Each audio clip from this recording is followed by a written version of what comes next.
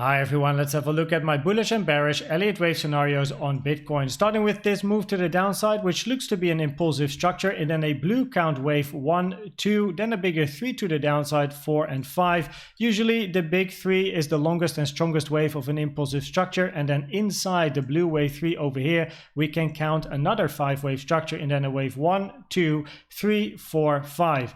Now it is always quite difficult to know exactly how far a wave 3 will go, like how deep it will retrace, because there's many extension targets. Currently price bounced on the 2.618, taken from the high of 2 to the low of this wave 1 to the high of the white wave 2. However, it can extend deeper, so only when price is gonna range for a longer period of time, we can kind of say that wave 3 was maybe in over here, then we have wave 4 in, and then eventually we're still looking for a wave 5 to the downside, which then is finishing the blue 3, then we get blue 4, and then eventually a blue 5 for more downside. Now talking about a 1-2-1-2 scenario, this is exactly what you want to see. Wave 1 to the downside, then 2, then another wave 1, a second wave 2, where the second wave 1 over here took the low of the first wave 1, and the shape it creates is a diagonal, which is very nice. Another thing that I think is very important is that we had bearish divergences between the highs over here as well as with this second wave 2. So this second wave 2 had bearish divergences with the first wave 2. And if I show you this on the 15-minute chart over here, we're looking at this structure, right, which is the 1-2-1-2. And over here you can see with the first wave 2, lower high in price, higher high on the yellow line, bearish CVD divergences for then a move to the downside. This is the second wave 1, second wave 2 to the upside, and you can see that this high over here still has a higher yellow line CVD divergence than the high over here. So lower high on price, higher high on CVD, creating bearish divergences for the move to the downside. And that is actually really good confluence, like a 1-2-1-2 scenario, including bearish divergences, as well as after hitting the target box that we had for so long between the levels 27.3k and 27.4k, so a nice resistance area, a 1-2-1-2 setup, bearish divergences, very nice indeed, and therefore this was then also traded in the bearish scenario over here, where we had then the potential trading setup where this could be in the bearish low time frame scenario the end of the corrective structure, and then a wave W to the upside, X to the downside, and a 3-wave to the upside, and then wave Y, where the most common target area is between the 1 and the 1.236, which has been respected very nicely.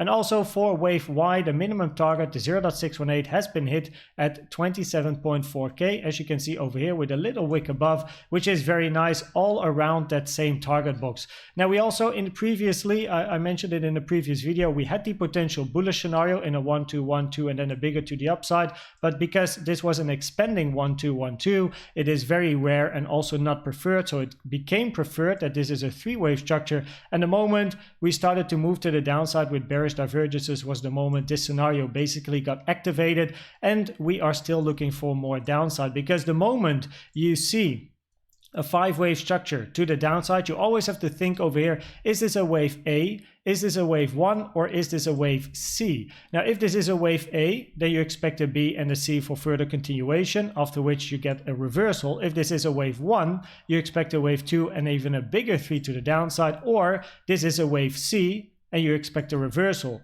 And in the bearish scenario over here that I've shown, you expect continuation to the downside, where this is then only potentially a wave 1 or a wave A, but in this scenario wave 1, followed then by a wave 2, and then you get a bigger 3 to the downside for much lower prices, where I think the yellow target box, which is for me an important support area between 24,850 and 24.3k, is a very, very interesting target for a move to the downside and a bit of support. In a more bullish scenario, however, we are looking at this structure, this impulsive structure, as a wave C, which then creates the following scenario. A W that is already finished, then we have a WXY to finish wave X, before then a 3-wave correction to the upside for a wave Y.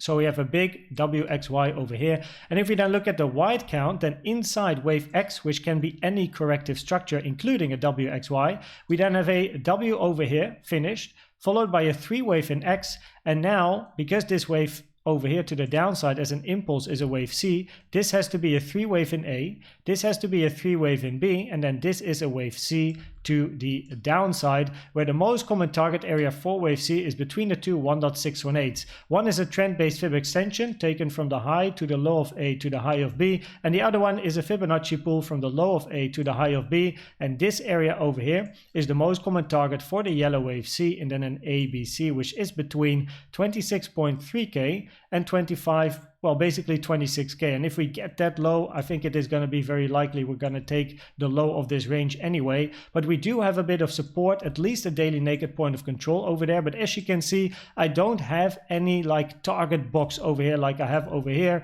or the one up here, or the yellow one below here. So I don't really identify this as a very strong support, but it is nonetheless an area of interest for a potential reversal to the upside. Now, if price moves to the downside on high volume like it does now, you can see volume is increasing with this move to the downside. It is important to wait for some proof of support. So whatever your plan, your strategy is, wait for some proof of support. Maybe that's a market structure change before you then find your entry. Maybe it's a retracement where you then look for some bullish divergences on whatever indicator you're using, but at least follow your plan for then a potential trade towards the upside. But of course we have to wait and see how price is going to approach this area. If it is approaching this area on high volume and it just goes straight through, then of course there is no setup over here.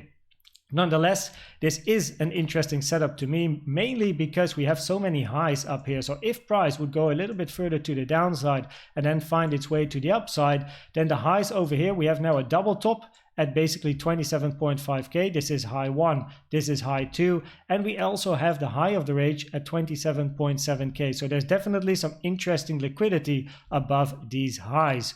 If you then look at the bearish CVD divergences, I already explained the low time frame bearish CVD divergences. However, we also got on the 1 hour time frame some bearish CVD divergences between the high over here and the lower high created, where the target is 26.361. So this is an interesting target, which also happens to be in the more bullish scenario an area of interest for then maybe a liquidity grab before then that reversal to the upside. So that can be quite interesting. And we still have bullish divergences as well. Now, if price is going to create a new low, the bullish divergences can be extended to the new low over here, where the target for the bullish divergences would be 27.6k. So it can be possible that first the bearish divergences are going to play out, and depending on the price action that we get over here, we might then see a reversal for then the bullish divergences playing out, reaching the target over here at 27.6k. Finally, important, we have news today coming up at 8 p.m. Central East European time. So make sure to check your own time zone. Red card over here, high impact news. So make sure that around 8 p.m. tonight, you're going to be trading safe. Make sure all your positions are covered and whatever you do with your plan and your strategy. That being said, I hope this video was helpful or valuable to you. Please check out the macro and the high time frame video if you're interested. And for now, thanks for watching and subscribing, and I will see you at the next one. Bye bye.